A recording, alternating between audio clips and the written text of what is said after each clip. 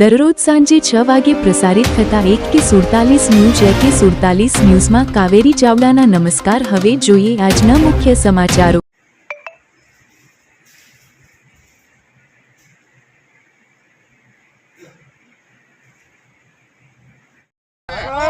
હાલો બધે ઉજાત કરો।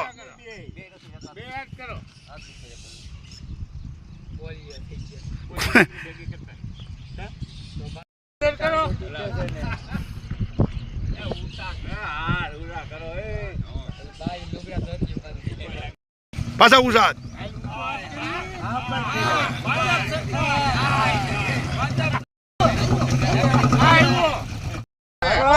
હાલો બધે ઉજાત કરો।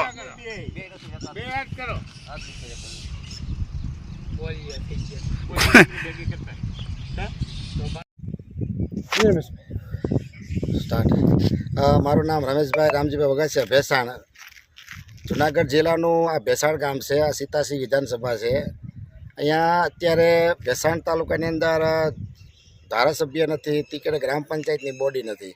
અત્યારે વિકાસ એટલો ખોરંભે પડ્યો છે, કોઈ લોકોના પ્રશ્નો સાંભળવાનું છે નહીં। ખાસ કરીને તો અહીંયા તલાટી મંત્રીની સમસ્યા હતી, પછી અત્યારે વહીવટદારની સમસ્યા છે। 20 દિવસ થયા, 14/8થી કોઈ તલાટી મંત્રી કે વહીવટદાર છે નહીં। બીજામાં કે તલાટી મંત્રી ન હોવાથી નાના મોટા કામ થતા નથી, વહીવટદાર ન હોવાથી કોઈ જાતનો વહીવટ થતો નથી। અને ગામની અંદર અત્યારે લોકોના પ્રશ્ન સાંભળે એવું કોઈ વ્યક્તિ છે નહીં, નથી સરપંચ, નથી ધારાસભ્ય। અને જે કાંઈ કામ થયા છે એ કામને લઈને જે સત્તાધીશો અને અધિકારીઓના જે મનમેળ નથી, એના વિશે બધે કામ ખોરંભે પાડ્યા છે। આ તમે જુઓ તો આ ઉબેન નદી ઉપર આ આંબાવાડીમાં જવા માટે એક પુલ બનાવ્યો છે। હવે આ સામે આ પાણીનો ટાંકો બનાવ્યો છે। સરકાર કરોડો રૂપિયા આપે છે। નરેન્દ્ર મોદીની સરકાર ગ્રામ પંચાયતને વર્ષે 1 કરોડ રૂપિયા આપે છે, પણ જે ફિલ્ડ લેવલના લોકો છે, જે સ્થાનિક કાર્યકરો છે, જે સ્થાનિક કર્મચારીઓ છે, એ લોકોના મનમોટાવને કારણે, મતભેદને કારણે વિકાસના કામ થવા દેતા નથી। અહીંયા જો આ પુલ બન્યું છે કે અહીંયા આંબાવાડીને જોડતી લાઈન છે, જ્યારે આ પુલના પાયા ખોદાણા ત્યારે અમે એને રજૂઆત કરી, ભાઈ અમારી પાણીના પીવાના પાણીની લાઈન છે, તમે શું કામ તોડી નાખી? તો કે અમે જમીન લેવલે પુલ આવી જાય ને પાણીની લાઈન તમારે હાંધી દેવું।